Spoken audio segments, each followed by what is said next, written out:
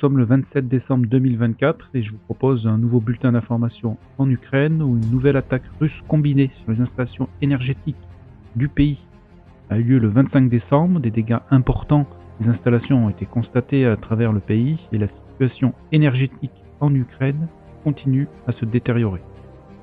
Direction le terrain en commençant comme d'habitude par l'oblast de Koursk, où des blindés russes ont été géolocalisés après avoir été détruits au sud du hameau de Klegenkoye, qui se trouve ici. Donc ils avaient pris le contrôle la semaine dernière.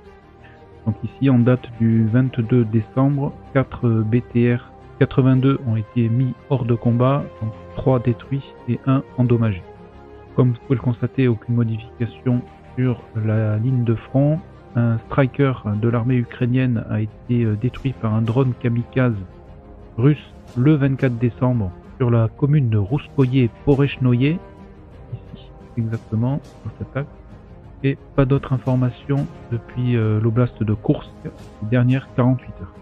Pas d'informations ni de modifications sur Kharkov. Nous allons aller directement sur le front donc, de Louhansk, où le village de Lozova est passé sous contrôle de l'armée russe le 24 décembre. Un drapeau donc, de leur armée a été hissé ici dans le village même.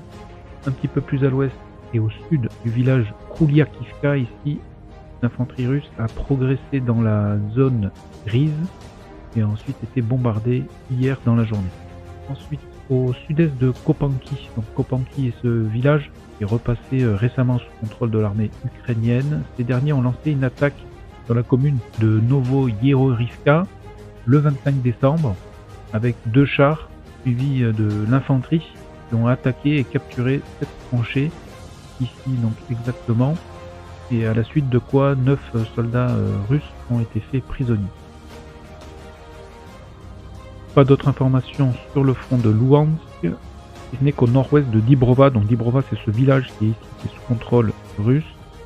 Ces derniers ont lancé une attaque avec plusieurs blindés au nord-ouest donc de ce village, et parmi ces blindés, 2 ont été détruits hier. Il s'agit donc d'un BMP-2 et d'un T-80, tous deux détruits alors qu'ils se dirigeaient vers l'ouest dans le secteur de Torske. Pas d'informations dans la région de Siversk. Sur Chassifiar, les Ukrainiens ont repris le contrôle du centre-ville, ici. Donc après plusieurs combats et tentatives russes, et donc aux dernières nouvelles, les Ukrainiens ont repris le contrôle du centre-ville. Reprise également d'une petite partie du terrain ici sur la partie sud de Chassifiar. Au sud de Klishivka, dans la zone grise, ici, l'infanterie russe a tenté de franchir le canal ici avant d'être bombardée le 24 décembre. Donc on se situe sur la commune de Kourziumivka. Sur Toretsk, les combats urbains continuent mais sans incidence sur les zones de contrôle ces dernières 48 heures. Et dans le secteur au nord-ouest de Nelipivka, donc qui est ce village ici qui a été récemment pris d'assaut par les Russes, qui est donc maintenant passé sous leur contrôle. À noter qu'au nord-ouest de ce même village, les Russes ont lancé une attaque, mais la particularité de cette attaque est qu'elle a été menée par des véhicules légers civils qui ont roulé à toute allure sur cet axe avant de débarquer l'infanterie russe dans ce secteur et ensuite être bombardée par les Ukrainiens. Et comme vous pouvez donc vous en douter, ces véhicules légers ne sont pas blindés. Nous arrivons maintenant sur le front de Donetsk, en commençant avec le secteur de Pokrovsk. Donc au sud de cette ville, le village de Lissika reste dans la zone grise. Par contre, le village de Dachensky est passé maintenant sous contrôle de l'armée russe, puisque leur infanterie a ici été détectée et attaquée par des drones kamikazes ukrainiens le 25 décembre. Toujours dans ce secteur, les Ukrainiens ont perdu 2 blindés. Alors tout d'abord le 21 décembre, ici c'est un BMP-1 qui a été détruit par un drone kamikaze. Et 3 jours plus tard, ici c'est un MV détruit également par un drone kamikaze russe. On se déplace vers l'ouest, dans le secteur du village de Shevchenko. À l'ouest de ce dernier, Les Russes ont lancé une attaque sur le village de Pichanier, dont ils contrôlent maintenant plus de 50%, comme vous pouvez ici le constater sur la carte, et il y a également une avancée significative de ces derniers. Ils ont sécurisé plus de 20 km² de terrain dans le secteur allant entre Novotroïtske et Ukraïnka. Et d'ailleurs, ce dernier village est passé maintenant sous contrôle russe. On continue avec également des gains de terrain ici à l'ouest de Zoria, où les Russes ont sécurisé donc cette partie du terrain. Ils ont également envoyé de l'infanterie, notamment donc les fantassins ont pris d'assaut cette tranchée ici qui se situe dans la zone grise dans la bande forestière. Et dans cette vidéo ici, 3 soldats russes ont été tués par des drones qui ont largué des charges explosives sur ces derniers. Les Russes ont progressé également à l'ouest de Somtsivka, ainsi qu'à l'ouest de Starit Terny, ici où leur infanterie a été attaquée par des drones kamikazes ukrainiens en date du 24 décembre. Donc ici on se situe à l'est du village de Shevchenko, à ne pas confondre avec l'autre village de Shevchenko qui est bien plus important ici au sud de Pokros. Retour donc vers le sud ici où les Russes ont de nouveau progressé dans les combats sur Kourakovier. Ici ils contrôlent une bonne partie maintenant du centre-ville. Ils ont hissé donc plusieurs drapeaux ici en date du 25 décembre, matérialisant donc le contrôle effectif de ce secteur. À l'ouest de cette même ville ici, un M113 ukrainien a été détruit le 24 décembre par un tir direct de l'artillerie russe. Et encore plus à l'ouest ici, c'est un VBL de l'armée ukrainienne qui a été détruit par plusieurs drones kamikazes le 25 décembre. Pas de modification donc ici au sud de Kourakovier par rapport à la dernière vidéo. Une position de l'armée russe ici a été bombardée dans la zone grise le 26 décembre.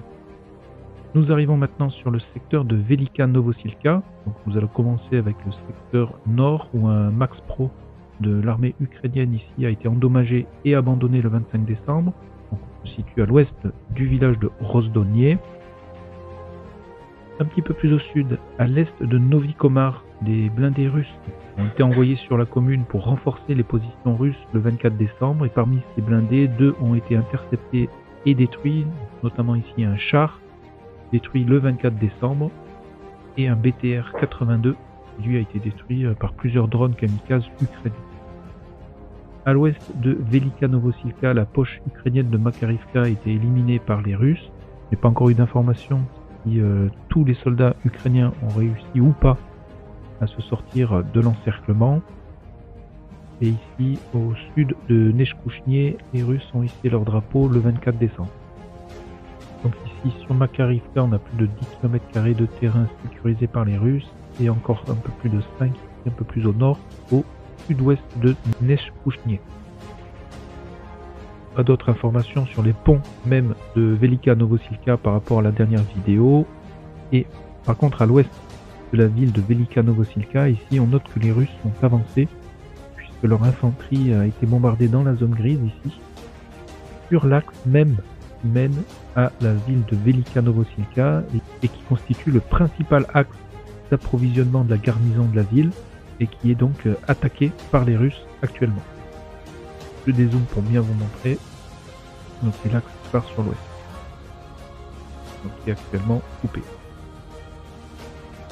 Et les Russes ont nivelé la ligne de front entre Novodarivka et Rivnopil ici ces 2 derniers jours. Sur le front de Zaporizhia, aucune évolution sur les lignes de front. Par contre, un Max Pro a été endommagé et abandonné le 24 décembre à l'est de Mala Tokmachka, alors qu'il s'apprêtait à débarquer un groupe de combat ici sur cette tranchée. Ce dernier a été endommagé et abandonné par l'équipage. Et un oubli de ma part, au nord de Constantinople, et cette commune ici sous contrôle des Ukrainiens, les Russes ici ont détruit le pont qui relie cette ville à Andriivka. Donc le pont a été détruit par au moins 2 FAB en date du 20 décembre.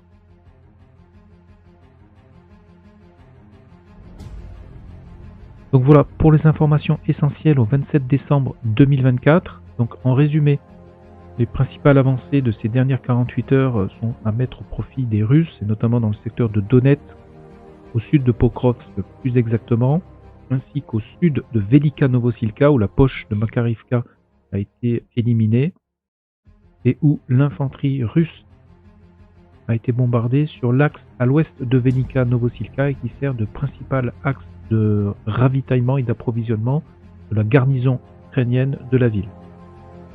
A noter que ces derniers ont repris le contrôle du centre-ville de Chassifiar ces dernières 48 heures.